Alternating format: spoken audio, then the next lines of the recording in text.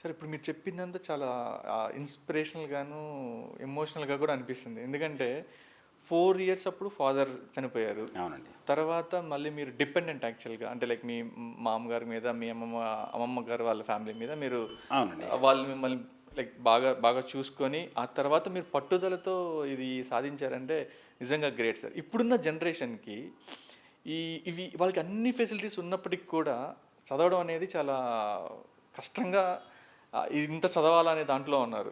So ఇప్పుడు ఇప్పుడు మీ పిల్లలకి సార్ మీ ఎక్స్పీరియన్స్ని వాళ్ళతో షేర్ చేసుకుంటుంటారా? అంటే ఎందుకంటే మీరు డెఫినెట్గా అంటే ఆ లైఫ్ ఉండకూడదు అని అనుకుంటారు as a parent, as a father. కానీ వాళ్ళని మోటివేట్ చేయడానికి మీరు ఇలాంటి డెఫినెట్గా చెప్తుంటారు కదా సార్. అంటే వాళ్ళు ఎలా రిసీవ్ చేసుకుంటారు వాటిని? నేను డెఫినెట్గా మా పిల్లలకి ఎప్పుడు చెప్తూ ఉంటానండి. చెప్పడమే కాకుండా నేను అంటే డబ్బులు లేకుండా మేము చదువుకున్నప్పుడు ఒక 500 తోటి మాత్రమే నెల అంతా గడిచేది.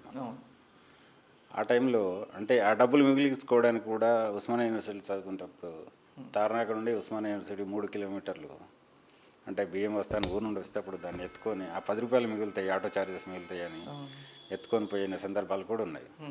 ఇలాంటివన్నీ మా పిల్లలకి నేను చెప్తాను. ఎందుకంటే వాళ్ళకు అంటే మన కష్టం ఏ విధంగా ఉంది ఇప్పటికీ మీరు అన్నట్టుగా మనకు ఇప్పుడున్న పిల్లలకు తేడా అయింది అనేది వాళ్ళకి తెలిస్తే కనీసం కొంచెం మోటివేట్ అవుతారని నేను చెప్తానండి. సో ఈ ఎక్సైజ్ డిపార్ట్మెంట్లో మీ ఫస్ట్ పోస్టింగ్ ఎక్కడ సార్? అండ్ ఆ ఫస్ట్ పోస్టింగ్ డెఫినెట్గా ఫస్ట్ పోస్టింగ్ అనగానే జనరల్గా ఎక్కడ దూరమైన places, complicated places, risky areas వస్తుంటాయి కదా.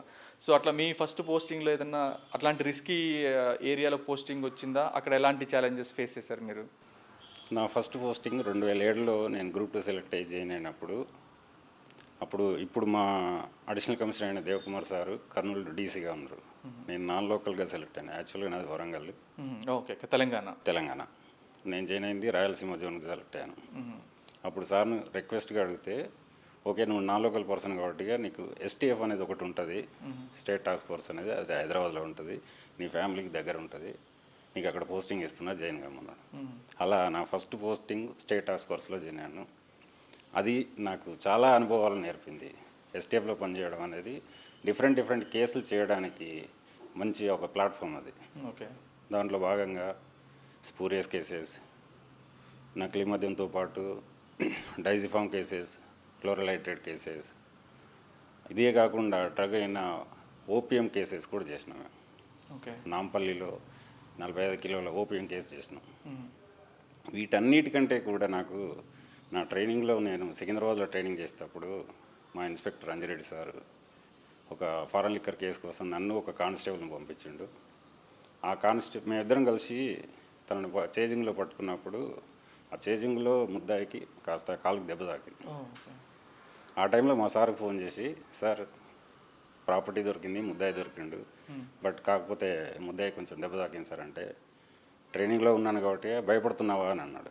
లేదు సార్ ముద్దాయిని తీసుకొని వస్తున్నా అనడంతోటి అప్పుడు ఆ కేసులో మాకు అంటే నేను training last month independent charge అని ఉంటుంది, నాతోటే రాయించి మెడికల్కి పంపించేసేసి మెడికల్ మళ్ళీ ఫిట్ వచ్చిన తర్వాత అంటే హాస్పిటల్లో వెయిట్ చేయించేసి 3-4 డేస్ ఫిట్ అని డాక్టర్ ఎప్పుడైతే ఇచ్చిండో ఆ తర్వాత కేసు రాయించేసి ఆ కేసులో కన్విక్షన్ వచ్చే విధంగా మొదటి కేసే కన్విక్షన్ వచ్చింది కాబట్టి అది సాటిస్ఫాక్షన్ నాకు.